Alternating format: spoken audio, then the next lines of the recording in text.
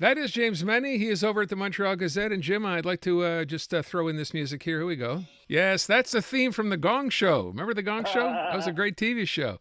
But unfortunately, this time it has to do with the commission responsible for organizing the debates, Jim. So go ahead, take a whack at this, because I don't think anyone understands what's going on here. Well, no, I mean, you know what? We were chuckling about this yesterday because they decided to change the time of the French language debate so it didn't conflict completely with the Habs game tonight. Oh, wow, hockey's a big deal, blah, blah, blah, blah, blah. But now we find out this morning, literally hours before the French language debate, and a day before the English language debate, that the Greens, who had been part of the event, have been kicked off. They've been kicked off because they are not meeting the criterion, which in their case calls for them to have candidates running, I think, in 90% of the ridings. They made a deliberate attempt to dial back their slate to like 200 and change in order to prevent vote splitting and allowing Tories to get in.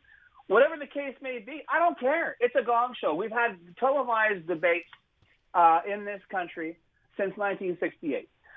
The vast majority of cases, up until 2019, it was private consortiums, broadcasting companies.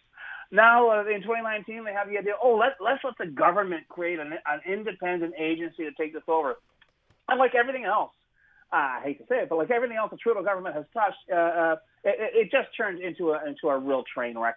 There is now, I think, when you have a sense, I guess, Aaron, of observing, when you have a sense of gee, what are they going to screw up next surrounding what is supposed to be, a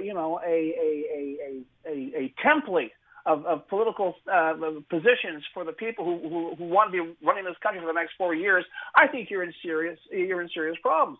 And I think tonight, everyone's looking at it. Well, the Greens will be out. That way, there'll be more pressure on Carney from Blanchet of the Bloc, from Poilievre of the Conservatives. But I got to tell you, I mean, I know they had 2 seats, and I know that they theoretically had this slate of 90% of the seats in the country. But there's something weird about the Greens being there.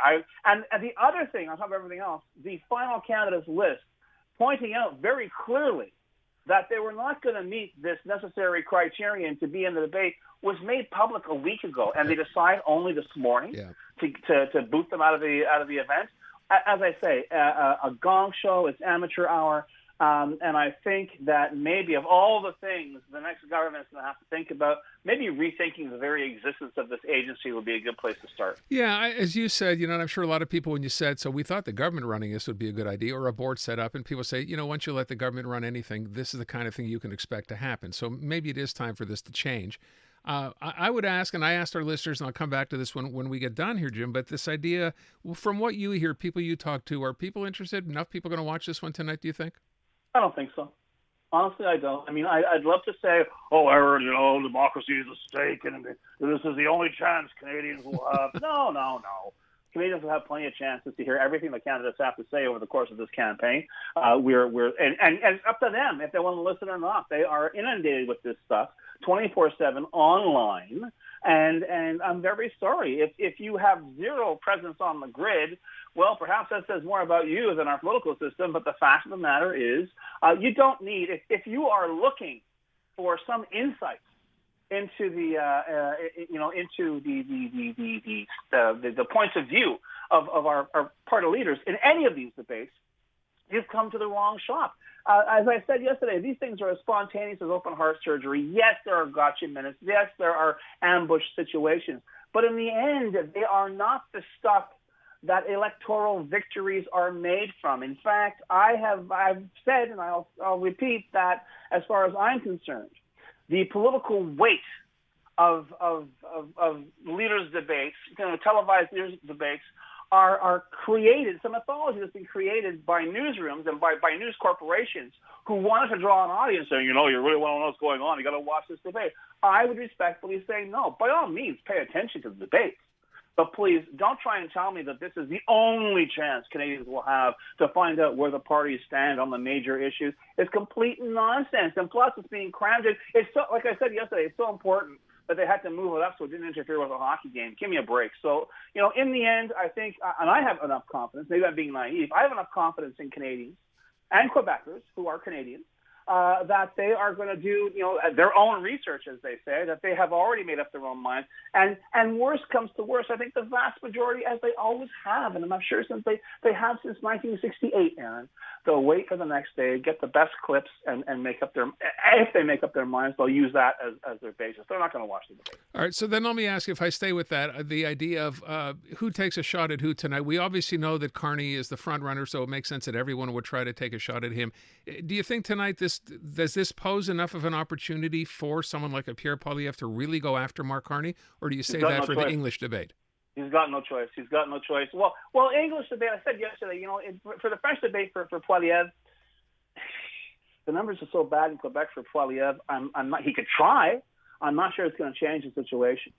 I think, though, if he's going to make if he's going to go after Carney, and he will, he has to. And that, I don't know if you saw that poll today, the Leger poll in the Journal, post-media poll as well, not about party standings, but the perception of Carney as being the best guy to deal with everything, except, I think, immigration and problems that affect people like me. But even then, he was beaten narrowly by Poilievre.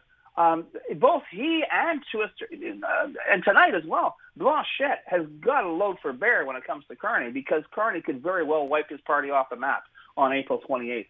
So, they have the onus is really, I think, on Blanchette tonight. To a certain extent on Poilievre, definitely tomorrow night for Poilievre to go after Carney. But as I say, I don't think it's so much, this guy tripped up, or remember that great line from the debate. I'm thinking about things like even today, Aaron, and I don't know if it'll be raised tonight or if it'll be raised tomorrow night. We just heard on the news how Quebec had its credit rating reduced because of its deficit. It has a $13 billion deficit, and there's a lot of uncertainty because of what's happening south of the border. Well, guess what? Canada has a $62 billion deficit, and an equal amount, perhaps even more uncertainty because of what's happening south of the border. So all that said, which of those three people in that debate tonight or tomorrow night are going to be best suited to deal with that reality? Because quite frankly, we can't fall back on the Canadian tradition of borrowing and spending our way out of this one. We've got to make some hard decisions. I know people, we're going to war, it's a trade war, we're all patriots. Well, you know what? You're going to have to really get ready to get shelled on this. And I don't think it's really happened for those of us who play the market. We've seen what happened so far. But there are going to be tangible pains because of this trade war, which I don't think we're feeling completely just yet. But it's coming down the pike. And I really would hope that those issues, and those perhaps issues of character, are addressed certainly on the part of Carney, certainly on the part of Poilievre, and to a certain extent on the part of Blanchet as well, because even though he likes to pretend he's living in his own mythical country, Quebec is a part of this trade war, and the wounds will be just as bloody in Quebec as there are anywhere else in this country. So I'd be interested in seeing how that gets addressed tonight. Yeah, I keep thinking to myself, I think I brought this up to you the other day, the idea of take the federal deficit at $60 billion, right? Add all this spending that every candidate along the road here has offered in the last couple of weeks. No one will bring up the word deficit because they're all promising to spend billions going forward. But even then, Aaron, here's the problem. We are going into a pair of crucial debates, apparently, with no clear idea of how much the Liberals are going to spend, with no clear idea of how much exactly we know what they intend to do, but we don't know what the price tag is going to be for that. And it's amazing after tonight, the whole thing about scheduling the debates. After this week, there's 1 week left till election day. So are we still going to be flying blind? Do we get to find out, on April 29th or May 15th?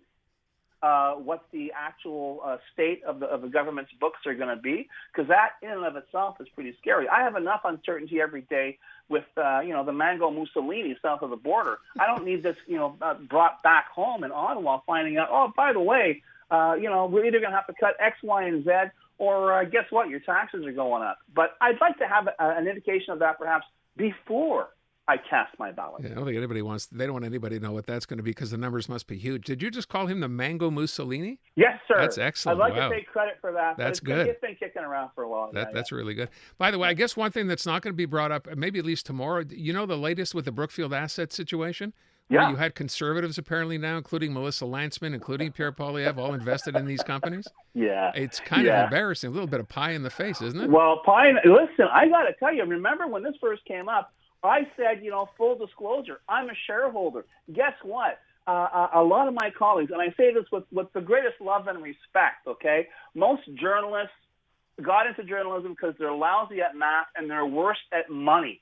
So they were all they all went to see financial advisors, and they said, Brookfield's a good. And everyone I know, every journalist I know, they can't count to 20 without taking off their socks, but they all hold shares in Brookfield because it's great. So that's why it's not surprising for me, because it's a good investment. And I had, up until this all broke, Aaron, and once again, I had no idea Kearney was mixed up in it. But all that said, that's why in this day and age you got to be careful, because everything in the end is connected to everything else. Yeah, ain't that the truth? All right. James Mennie, Jim, thank you.